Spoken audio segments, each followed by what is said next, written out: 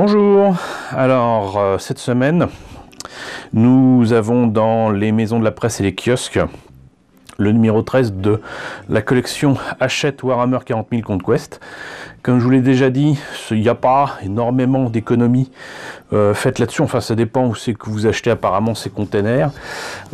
C'est un lot qui normalement comprend 3 containers et pas mal de barils, de trucs comme ça, qui seraient vendus a priori plus de 30 € dans les magasins. Je ne sais pas exactement quel est le prix, je ne l'ai pas trouvé dans mon catalogue magique là. Maintenant, le truc c'est que les pièces en question m'intéressent et même s'il n'y a que 1 ou 2 € d'économie sur la totalité de l'objet trouvable en magasin, ça m'intéresse quand même. Donc je l'ai pris et puis ça me permettra de toute façon de vous le présenter. Donc ce numéro 13 qui contient un conteneur blindé du Monitorum. C'est un lot et une grappe qu'on retrouvera dans de prochains numéros. Et ce numéro 13 contient du coup un fascicule qui sera certainement différent, qui concerne comment voyager dans le Warp. Voilà. Un guide Michelin du Warp, j'imagine, et les règles de terrain. Donc comme d'habitude, moi c'est surtout la grappe de pièces qui m'intéresse là-dedans, à défaut d'avoir des figurines ou de la peinture. Et je vous propose tout simplement de l'ouvrir pour voir ce que ça donne. Alors voilà, rien d'extraordinaire. Je m'attendais pas à cette couleur-là par contre, une couleur marron pour tout ça, mais c'est très bien. Je m'attendais pas non plus à ces détails que j'avais pas spécialement vu sur les photos, mais j'aurais dû faire un petit peu plus attention, cela dit. Je ne savais pas qu'en fait il y avait des crânes sur absolument toutes les pièces.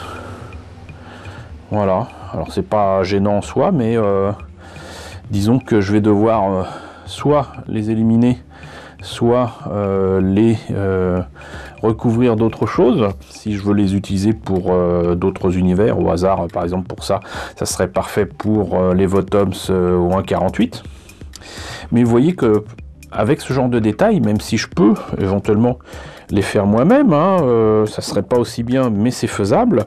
On a quand même des détails qui sont intéressants et que je pourrais utiliser sur des vaisseaux spatiaux, sur des décors, etc. Et alors là, c'est encore plus évident que c'est parfait pour mettre sur un vaisseau spatial ou sur des décors de SF.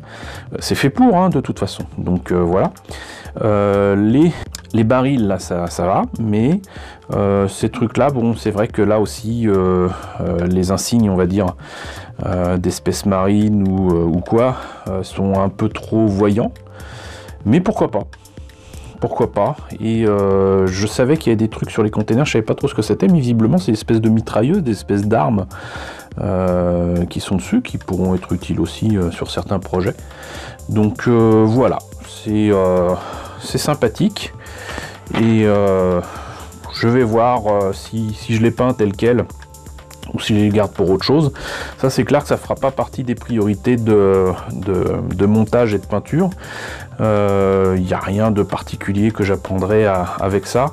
Donc par contre c'est des pièces qui seront intéressantes pour pas mal de projets. Donc c'est pour ça que je vais essayer de m'en procurer autant que faire se peut, donc dans des librairies, des maisons de la presse. Il y en avait qu'un dans celui de mon village, c'est déjà pas mal, mais voilà, si je retombe dessus, je me ferai un plaisir d'en racheter. Voilà, je pense quand même que sincèrement ça vaut le coup et c'est pas mal. On va passer au fascicule. Alors soit ça s'est enlevé, je pense que ça s'est enlevé en fait. Voilà, ça s'est enlevé tout seul, j'ai pas eu besoin de le faire. Mais ça annonce donc du coup les prochains numéros, c'est intéressant. Donc il y a pour le numéro 14 un pot de Mechanicus standard Grey et un pinceau spécial brossage à sec pour 10 €. Je suis pas persuadé que ce soit une affaire, ça fait quand même... bon alors je sais que maintenant les pots sont à plus de 3,50 € dans les magasins, mais si je sais encore compter, ça fait quand même 6,50 € le pinceau. franchement, je ne mettrais pas 6,50 € dans un pinceau pareil. Voilà, donc le numéro 14, ne comptez pas sur moi pour le présenter. Par contre, Biologus Putrifier, c'est vraiment pas facile à prononcer, et des dés. Alors autant la figurine m'intéresse, les dés je m'en fiche complètement, mais donc il y a quand même donc un numéro 15 qui semble être intéressant avec une figurine qui a l'air assez rigolote. Donc on verra ce que ça donne. Quoi qu'il en soit, donc une image qui propose, c'est pas mal. Donc des containers de différentes couleurs, vous voyez, vous n'êtes pas obligé de les faire dans telle ou telle couleur. Là il y a du vert, du rouge, du gris, et c'est bien travaillé. Ça pourrait être du blanc avec des bandes rouges, ça pourrait être beaucoup de choses. Donc ça ouvre justement des possibilités. Là, donc, Honor of Ultramar. Alors je suis assez étonné de voir un titre en anglais. J'imagine que c'est le nom d'un chapitre qui n'a pas été traduit, mais je suis encore plus étonné de voir un vaisseau qui est quand même très clairement très inspiré du Sulaco d'Aliens. Mais bon, pourquoi pas. Honneur et gloire, commandement, équipage, le warp, entropie du warp cache des myriades de terreurs. Système CS, bon, c'est beaucoup de choses qui m'intéressent pas, quoi. Loué soit le dieu de la machine, de telles découvertes sont un témoignage manifeste de sa grâce. Container blindé, c'est ce qui m'intéresse le plus. Donc là, c'est comment dégrapper, placer les pièces. Là, il recommande de mettre justement des élastiques pour que ça tienne le temps que ça sèche quand on a collé. Et là, donc, quelque chose qui semble évident, mais qui vaut mieux suivre. Alors, je pensais que c'était articulé, apparemment, ça ne l'est pas. C'est dommage, parce qu'apparemment, on met dans un sens ou dans un autre. On ne peut pas l'ouvrir, le fermer. Bon, c'est pas un jouet, c'est vrai, mais quand même. Notons qu'il y a quand même des détails à l'intérieur. Ça, c'est vraiment sympa. Donc, on peut rajouter les armes au-dessus, les bidons. Et ces machins-là, apparemment, sont déjà tout faits. Je pensais que c'était en plusieurs pièces, mais non, il n'y a pas de fond. Ok, donc, cargaison mortelle, c'est encore un truc de jeu. Fiche technique.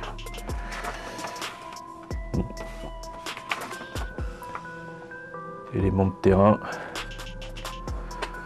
Charger, combattre, prenez les munitions, et voilà. Donc, apparemment, il y a des choses concernant les containers blindés, pour ceux qui jouent. Et voilà. Et ça, on en a déjà parlé. Donc, bah écoutez, la semaine prochaine, comptez pas sur moi pour ce numéro 14. Par contre, pour le numéro 15, dans 2 semaines, très certainement. Mais comme je suis désormais abonné, je vais peut-être tout simplement attendre tranquillement que tout cela m'arrive dans les pognes. Voilà. Pour ceux qui ont suivi d'ailleurs la vidéo concernant la présentation du premier carton que j'ai reçu, j'ai la joie de vous dire qu'il y a un niveau de réactivité quand même assez élevé de la part de Hachette Collection. Je n'avais pas un petit outil qui normalement aurait dû être donné avec ces premiers numéros, qui est un ébarbeur. Et je sais toujours pas comment l'utiliser d'ailleurs, mais surtout dans le carton je l'avais pas. Et comment dirais-je, pas le sachet, mais ce qui contient la colle, visiblement avait une fuite, parce que il y avait de la colle séchée qui était dans le sachet plastique qui l'entourait. Et donc sur le site, j'ai contacté Hachette Collection en disant bon bah voilà, pas des barbeurs, très clairement la colle qui a une fuite, qu'est-ce qu'on peut faire? Et ils m'ont très gentiment envoyé un nouveau set de modélisme. J'ai même du coup une pince coupante en plus, ils m'ont envoyé la totale. Donc voilà, à leurs frais en plus, donc bah super, très belle réactivité de la part de Hachette Collection, merci à eux, voilà. Et puis bah, de toute façon on verra jusqu'où je vais pour les abonnements, mais comme je vous le disais, de toute façon il y a peu de chances que j'aille jusqu'au bout, c'est beaucoup trop cher pour moi, et il y a beaucoup de numéros qui ne m'intéressent vraiment pas, tout simplement parce que je ne joue pas à Warhammer 40 000. Donc en tout cas, j'espère que ce numéro 13, cette présentation en tout cas, vous a intéressé. J'espère que vous trouverez ça dans votre coin si ça vous intéresse aussi. N'hésitez pas à me dire dans la section commentaires ce qu'il en est. N'hésitez pas à liker, n'hésitez pas à partager, n'hésitez pas à vous abonner si ce n'est pas déjà le cas. Coucou aux nombreux abonnés qui nous ont rejoints ces derniers temps. On est désormais 2770, c'est juste formidable. Donc merci à vous de nous avoir rejoints. Coucou aux grands anciens qui me suivent depuis 4 ans. Merci à tous de votre fidélité, merci à tous surtout de votre soutien sur Tipeee et sur Paypal. Je vous laisse avec le générique de fin avec les contributeurs de la chaîne et je vous dis donc à très bientôt, dans 2 semaines a priori, pour la présentation du numéro 15 et peut-être d'ici là avec l'ouverture du 2e paquet d'abonnements. À très bientôt.